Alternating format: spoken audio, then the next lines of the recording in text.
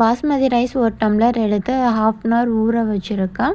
அது கழுவிட்டு இப்போ நம்ம ரைஸ் குக் பண்ணி எடுத்துடலாம். ரைஸ் குக் பண்ணும்போது கொஞ்சமாக ஆயில் சேர்த்துட்டோன்னா ஒன்றோட ஒன்று ஒட்டாமல் இருக்கும். இதை குக் பண்ணி எடுத்துக்கலாம். நல்லபடி உதிரி உதிரியாக எடுத்துக்கணும். இன்றைக்கி பன்னீர் ஃப்ரைட் ரைஸ் பண்ணுறதுக்கு பன்னீரில் மிளகாய்த்தூள் உப்பு ஆட் பண்ணி வச்சுருக்கேன். பட்டரில் பன்னீரை ஃப்ரை பண்ணி எடுத்துக்கிறேன். இன்றைக்கி குடமிளகா, பீன்ஸ், கேரட், முட்டைக்கோஸ் எடுத்துருக்கேன். அதே கடாயில் எல்லாத்தையும் தாளித்து எடுத்துக்கலாம். இதுக்கு தேவையான அளவு உப்பு ஆட் பண்ணிக்கிறேன். ரைஸ்லேயும் உப்பு வச்சுருக்கேன். கொஞ்சமாக கார்ன் வச்சுருக்கேன், அதையும் ஆட் பண்ணிக்கிறேன். ரைஸ் நல்லா உதிரி உதிரியாக இருக்குது. இது கூட கொஞ்சமாக மிளகுத்தூள் ஆட் பண்ணிவிட்டு மிக்ஸ் பண்ணி எடுத்துக்கலாம். ஃப்ரைட் ரைஸ் ரெடி ஆயிடுச்சு. நீங்களும் ட்ரை பண்ணி பார்த்துட்டு உங்கள் கமெண்ட்ஸ் சொல்லுங்கள். தேங்க்யூ, பாய்.